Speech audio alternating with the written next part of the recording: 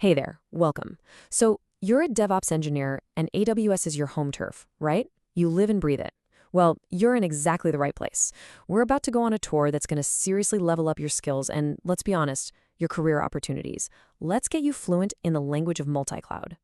But first, I want you to ask yourself this. Is your cloud expertise actually future-proof? I mean, really think about it. Being an AWS wizard was a massive advantage, say, 5 years ago. Today, the whole game has changed. The industry isn't just picking one winner anymore.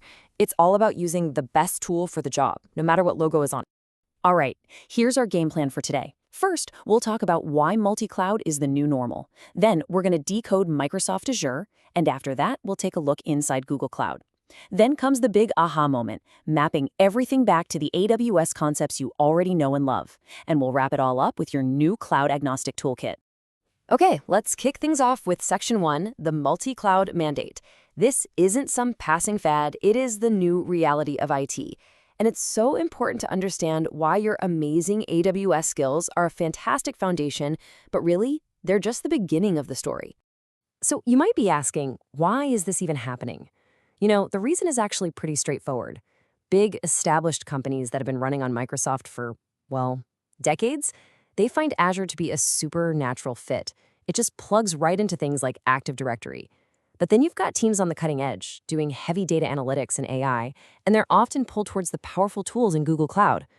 So what does this all mean for you? It means the goal isn't to memorize one provider's specific services. It's about understanding the core concepts that work everywhere.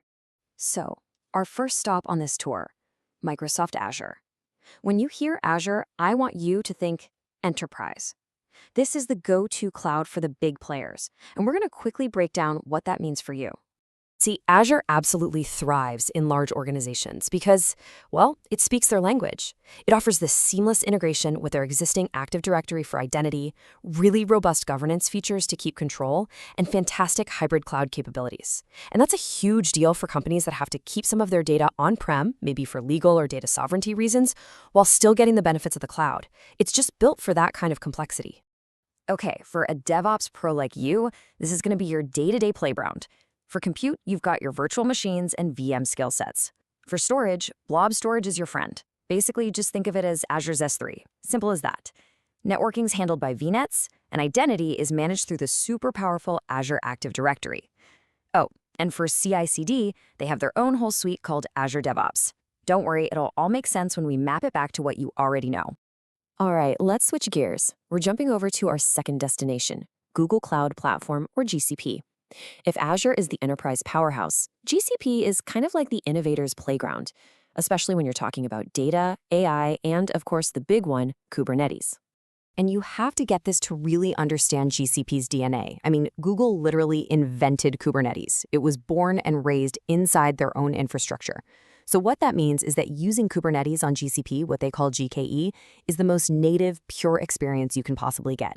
It's not some add-on. It's part of the very foundation of the platform.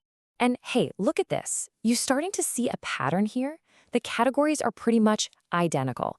For compute, you've got Compute Engine for your virtual machines and the world-class GKE. Storage, that's cloud storage. Again, think of it as Google's S3. Networking is all built on their global VPC, and identity is managed with Cloud IAM. It's the same ideas, just with a little Google spin on it. All right, this next part, this is where the magic happens. This is where it all clicks. We've seen all the individual pieces, and now we're going to build the bridge. This is all about connecting those dots and translating your deep AWS knowledge directly over to Azure and GCP. Seriously, I want you to burn this phrase into your brain. Same concepts, different names. This is the single most important idea to get if you want to become cloud agnostic.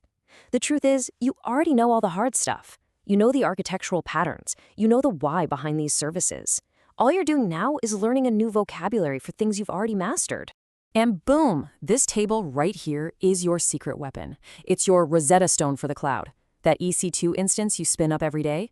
In Azure, it's a virtual machine. In GCP, it's a compute engine instance. Same thing.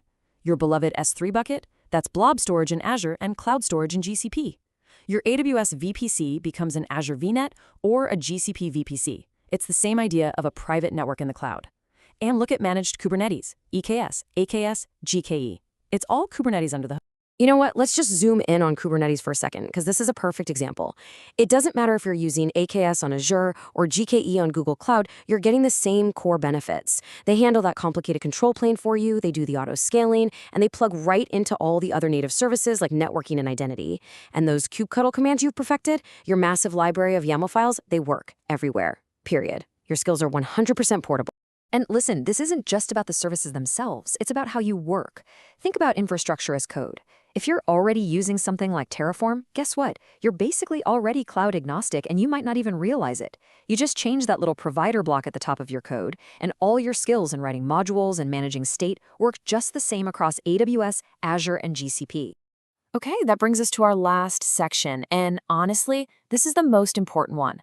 This is your toolkit for success. It's about turning all this knowledge into real, tangible career growth and making sure you avoid some common pitfalls along the way. So, after all this, what's the one thing you need to remember? It's this. Your most valuable asset isn't knowing every single corner of the AWS console. It's your deep understanding of CI/CD, of automation, observability, security, infrastructure as code. Those skills, that's the real currency. And they are completely portable. You can take them absolutely anywhere. Okay, but as you go on this journey, I gotta warn you about a few common landmines. Let's make sure you sidestep them. First, try not to get too attached to those super specific proprietary services that only exist on one cloud. Second, pay really close attention to the differences in identity management. Azure AD is a whole different beast than GCP's IAM. And please, remember these are elastic platforms, not just old school data centers. And finally, keep an eye on costs from day one, because it can get complicated fast in a multi-cloud world. So, to wrap it all up, what's your action plan? Here's your checklist to become truly cloud agnostic. First, make sure you get those core service categories down cold: compute, storage, networking, identity. Next, get to know that service mapping table. It's your cheat sheet. Then, really master managed Kubernetes, because it's the great equalizer. And finally, get a solid handle on the IAM and networking basics for each cloud provider. You nail these 4 things, and you are set. And really, that's what this all boils down to. It's time to stop thinking of yourself as just an AWS engineer. Start thinking like a cloud engineer. When you master the fundamental concepts, not just the brand names, you totally transform your skills. You become a truly cloud-agnostic DevOps engineer, ready for literally any challenge the future of tech is going to throw at you. The only question left is, what are you going to build with that power?